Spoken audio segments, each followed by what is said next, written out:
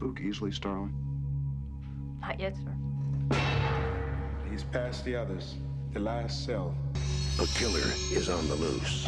Keeps them alive for 3 days. Then he shoots them, skins them, and dumps them. Good evening, boils and ghouls. Welcome to another Round the Clock Fright segment. My name is Kimberly, and today you are joining me in the review of the older, well, to me it doesn't feel like it's that much older, but it has been over 20 years, so it is pretty older. But an older classic, the 1991 film, The Silence of the Lambs. This stars Jodie Foster and Anthony Hopkins. So, I know I'm going to start by saying that this is actually the first time I saw this film. And I know you're like, this is a classic. How are you now just tuning into this? Trust me, there is a lot of classics I have not even touched yet. And I am slowly but surely working on it. But yeah, this was one of them. But I finally got around to sitting down and watching it. And let's just say that I actually really enjoyed this film. It was a really good film. To me, it didn't feel like it was a horror film per se. I mean, yeah, a lot of the content in the film definitely gave off some of that horror vibes. You know, it's kind of, it is kind of spooky and scary, but not in the sense of like ghosts or monsters or vampires and zombies, but just more, I wouldn't even say psychological, but it almost feels like a real life scary horror kind of to me, because it's things that, if you turned on your news, you would see something like this on the news, and, something that could happen in every day has well, I'm not going to say probably, it has happened. And that stuff to me is scary, just knowing that these kinds of events actually happen. But yeah, nonetheless, it is, to me, I do classify it in that sense as horror, but it does to me also fall under like a thriller suspense. But I'm going to go ahead and get into this. Again, if you haven't seen the film, which if you're not like me and you've been caught up on a lot of your classics, you've probably have already seen this. But if you haven't, and you don't want to be spoiled on some of the content that I do share in this, turn off the review, go watch the movie, and then come back and join us. I definitely have a lot to say about this film and its awesomeness.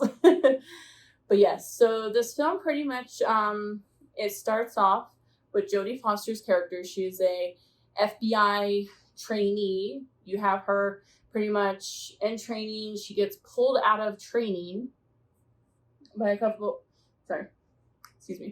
FBI agents who's trying to pretty much cover the story on a guy named Buffalo Bill, who is played by Ted Levine, also a very well-known actor. But it's about, this man, Buffalo Bill, who pretty much kidnaps his victims, preferably female, and he skins them and kills them. So, so she gets pulled out of that by these agents who want her help, and she has to, pretty much go and interview none other than the previous psychiatric therapist played by Anthony Hopkins, Hannibal Lecter, almost said Hector, Hannibal Lecter. So she has to try to pry some information from him about his former patient, which would have been Buffalo Bill. So, right off the bat, you get, her character, which her character's name is Clarice, who's, jumping hurdles. She's doing her training pretty much, and she gets pulled out and talked to about what her first assignment is, which is that. And, she's getting told that when she goes in to interview Hannibal Lecter, because this guy also has the power to pretty much brainwash you to doing things. I mean, if you give him too much information about you, which, let's just start off by saying that when they told her some rules that she had to abide by, like, staying her distance from the glass, not providing that much information about herself. I was worried that her character was gonna mess up and do the complete opposite of what these agents told her not to do, which she kind of does a little bit. Not sure if she knowingly does it or if it was just Hannibal Lecter's personality and the way he can brainwash you and pull you into it that kind of got her, doing a little bit of it, like, coming near the glass like she was told not to do, but she did anyways. That kind of had me like, what are you doing, girl?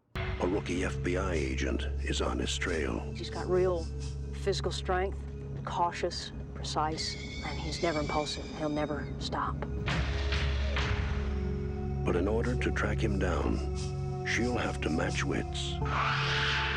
I'll help you catch him, Clary. Believe me, you don't want Hannibal Lecter inside your head.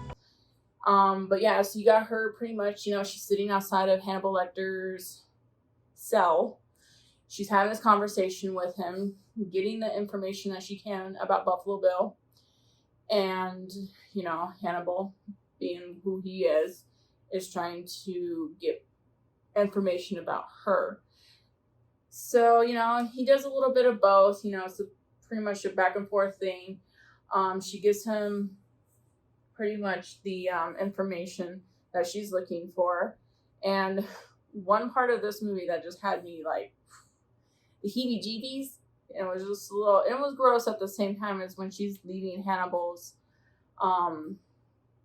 cell and she's walking down the corridor and she's passing other patients who are locked up probably for the same, well, maybe not the same, but pretty messed up situations themselves, where they're all pretty much got something wrong with them. And you had this one character who pretty much is jacking off. I know I use jacking off as my word choice, in the corner of his cell. And as she's walking by and she looks at him, he flings his stuff at her and it like lands on her face and her hair, and it's so gross. I was like, oh no. But Hannibal Lecter pretty much takes care of that guy for you. But yeah, so I mean, I like the build up. I love that, like, right off the bat, you're kind of getting the information about, who we're coming up against. And that would be at first, when I first watched this, I thought this was going to be about Hannibal Lecter. But Hannibal Lecter is pretty much he's your main character, because he's the one that she's, mostly talking to. And we don't really see her come face to face to Buffalo Bill until later on, like maybe towards the last half an hour to 20 minutes of the film, when everything pretty much goes down. So you're pretty much just getting the information through Hannibal. You're getting points of views of, Buffalo Bill coming up on his victims, and Clarice is pretty much investigating some of the crime scenes that he pursues. But, for the most part, he's pretty much back in the shadows as you're pretty much unraveling his story, which, again, to me, like, when I watched this, it wasn't like one of those slow buildups where it's like, okay, come on, let's get to the point. Like, it had me interested right from the start. Like, okay. And plus, Jodie Foster is an amazing actress. I loved her in this movie. Same with Anthony Hopkins. Anthony Hopkins, the way he portrayed his character in this movie was phenomenal, because right off the bat, when you meet Hannibal Lecter, you're just like, this guy ultimately gives me the creeps, and I would not want to be face to face with this guy. And it's pretty cool. One interesting fact that I learned through, having a conversation with one of our Around the Clock Frights crew, our main guy, Josh, was the scene when Clarice is entering the hallway and she comes up to Hannibal's cell. You have Hannibal just standing there. Like, it was almost like he pretty much sensed Clarice's presence, and he just stands there in a formal, hands behind his back, like he's waiting for her to show up. And an interesting fact that I did not know that Josh kind of informed me on was that was Anthony Hopkins' idea. It was not something that was written in the script, but it was something that he decided to do because he wanted it to come off as like Hannibal's this very smart guy that, you know, can sense things, which was kind of cool, actually, you know? The fact that an actor can do that, can pull their own stuff out and still bring this story that, you know, the director and the writers, you know, pretty much provided, and adding in a personal touch that literally can make a film. And it was your introduction to Hannibal Lecter, and right off the bat, you just sensed creepiness. So Anthony Hopkins is an amazing actor. I will not stop giving him enough credit for that because he's great, just like Jodie Foster. And then you got Ted Levine, another phenomenal actor. I mean, come on, he plays a crazy guy who skins females. And he gives you the same vibes Hannibal gives you, just creepy. Like, Just do your job, but never forget what he is. But he's a monster. So close to the way you're going to catch him. Do you realize that? Oh, Clarice, your problem is you need to get more fun out of life. You told me you don't spook easily. You call this easy, sir? Lecter's missing hand arm. Man's a raving maniac. Who knows what he'll do? it's just crazy. But I liked everything that was, you know, that pursued in this film. Trying to think of a scene that just pops out to me, and the only one I can think of is when he comes across one of his victims who ends up being a major character that Clarice's character has to save, and that's going to be, I believe it was the mayor's daughter. I want to say mayor, but it was the mayor's daughter. You had this scene where this man, he was like, I don't know if he was homeless, he was moving, but it was dead at night. She was just getting home, and she sees this man lifting a couch, and he asks her to help him get the couch in the back of his van. Hold up. Maybe it's just me when I sit here and watch a horror movie, and I'm sitting there just like, I know what's going to happen, and I'm sitting there going, even if I didn't know this guy was this creepy guy, if I am coming home from work and I'm seeing a man loading his van, first of all, this man doesn't look like he could be loading a couch by himself, but I don't know. And it looked like one of those creepy vans that, you know, you would tell your children to never go near, because if they're not giving you candy or a puppy, they're going to kidnap you. And to me, it's the same thing. Like, it was creepy. Like, I don't know. I would have just been like, I would have just kept walking. Maybe not even get, I know I sound mean. I'm so sorry, because it's like, oh, well, he was a poor innocent man. You don't know. I don't know. Who loads up their car at like late at night? Like, usually if you're moving or something, you're doing this during the daytime. Like, you're giving me creepy vibes, dude. But you know, of course, she goes up just like any horror movie, and she helps him lift his couch in there. And of course, his first thing that he says is, how about you lift it from here and you back it in? It makes it easier for me to get in it. No. I'm going to help you lift a couch into your van. I'm going on the other side, and you can back your butt up into the van and help get it in there, because no, sir, you're not kidnapping me. But that scene kind of stuck out to me. But he does kidnap her, and he puts, you know, pretty much he's got his own house set up to where he has like it looks like a well, like one of those wells and stuff, but it's like a big old hole, and she's pretty much, down there, and, you know, she's screaming for help. So then when you actually, after you get past Clarice, pretty much interviewing Hannibal and getting all the information, and you see Buffalo Bill's other victims and their bodies, and you start to learn who his character really is. You actually see Buffalo Bill before Clarice shows up in any of the agents in his own environment, where you also get like, which, you know, you have the cover with Clarice's character and a butterfly. So you're kind of wondering what that is. And that kind of reveals itself too, that butterflies become a big thing in this movie. So Buffalo Bill's house is just swarmed with butterflies. He's got this well that he's trapped the mayor's daughter in. He's got this little tiny poodle. He dresses up in like dresses, and it's just, and this guy's just strange. So like I said, it's not one of those paranormal scariness. It's things that like you get creepy people every day who does sick, twisted things, and that's what makes this movie just scary, because these things happen, and it's like, it's crazy, you know. You kind of hope it doesn't, but it's just you know, life and what goes on. Thank you, Clarice. Thank you.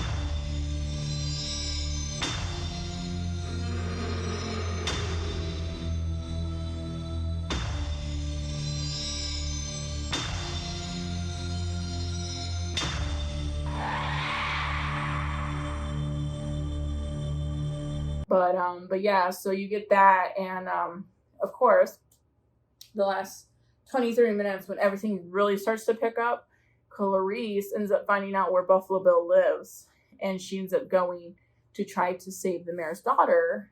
And like the last part of this film, you know, you got her going through his house, pitch black dark, it's pitch black dark. And he's got these binocular things on, and he can see her, but she can't see him.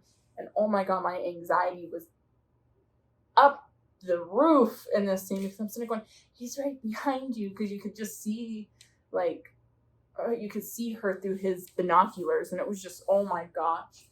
But, you know, she does one thing that you didn't think she would do, because you find out that her aim wasn't good earlier on in the movie, like with a gun. But, especially when she goes to a shooting range, and she goes to a shooting range in her training, where she has to try to see if she can fight off her, almost a victim. She can fight off the person that's attacking her. And when they say that she's too slow, you think, oh no, she's not going to do this because she failed it in training. But no. She pulls through, she gets Buffalo Bill at the end, which, thank God. And she ends up saving the mayor's daughter, and just like any film, it wraps up with a happy ending. She goes through pretty much her training and graduates and is officially an FBI agent. Hannibal Lecter actually ends up getting loose, which we find out, which, you know, that's always good for a sequel. And yeah, so I mean, that's pretty much The Silence of the Lambs. And all I'm going to say is, like I said in the beginning of this video, is that movie was awesome. Like, it had me from the beginning to the end interested. Again, you had scenes that had you creeped out, grossed out, you know, you name it, it was there. And like I said, you can't have that unless you have amazing actors to back that up. And honestly, the cast that they had for this film, I have nothing bad to say about any one of them. All amazing actors, and that's what really brought this film together. I definitely give this film a 10 out of 10. And yeah, that's pretty much my thoughts on The Silence of the Lambs. But yeah, that's my review. I mean, like I said, I had a lot to say. I told you some things that really stood out to me, but this movie was great. Definitely recommend it if you haven't seen it, but I'm pretty sure a lot of you have seen it. But yeah, just let me know your thoughts on The Silence of the Lambs. If you are not subscribed to our channel, definitely make sure to subscribe to our channel. We post content for you weekly. And I am not sure what's going on for next week and what we're reviewing, but we definitely will have something for you. But yeah, so that is my review on the 1991 film, The Silence of the Lambs. Thank you for tuning in with me, and you guys have a wonderful rest of your day or night, whatever time of day it is wherever you're at, and stay spooky. We are in the month of September. We are almost 1 month away from Halloween, and to me, that is my favorite month of them all is October. And I am, even if Halloween is canceled this year, I am still decorating and I am still dressing up and I'm still dressing my kids up because we got to stay in the spirit of Halloween, even if we can't go trick-or-treating or enjoy other people's houses and being decorated nicely. But yes, you stay spooky, guys. Love y'all.